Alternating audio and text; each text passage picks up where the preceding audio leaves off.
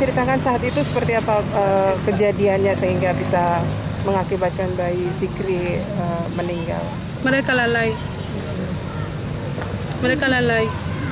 Dari mulai mereka kasih ASI sampai perawatan bayi, mereka memang lalai.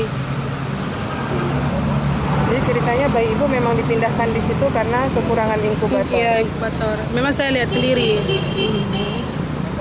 Nah, sesampai di rumah sakit ibu dan anak seperti apa pelayanannya? Nggak bagus. Kenapa bisa terlilit kabel inkubator bayi? Karena mereka lalai, mereka nggak lihat. Semestinya mereka satu suster, satu bayi, satu suster. Tapi mereka memang lalai. Di ruangan itu mereka ngobrol, gosip. Itu kejadiannya tanggal berapa? Tanggal 3 malam Rabu 2015 bulan 11. Waktu itu siapa yang menjaga bayinya? Itu saya kurang tahu karena suami yang menjenguk malam. Saya kan nggak boleh keluar malam. Terus apa yang dilihat suami ibu? Kelilit.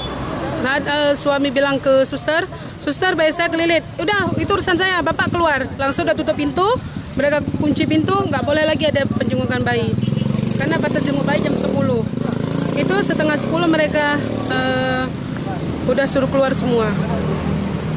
Akhirnya kapan dilaporkan kalau bayinya meninggal? Malam Jumat. Itu berapa hari kemudian? 2 hari setelah kejadian kelilit kabel.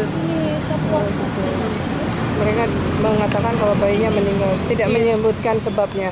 Mereka nggak bilang bayi meninggal. Mereka telepon kami, orang tuanya, bahwa mereka suruh saya sama suami ke rumah sakit.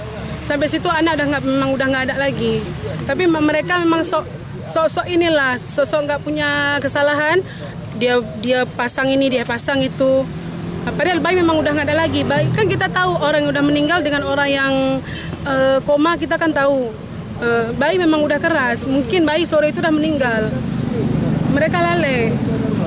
Mereka nggak open sama sekali sama bayi itu. Kalau kita komplain, mereka marah balik.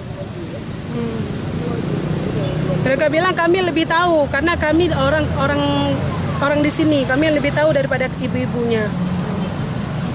Apa keinginan ibu untuk rumah sakit ini? Ingin ditutup. Rumah sakit ini ditutup aja? Tutup aja.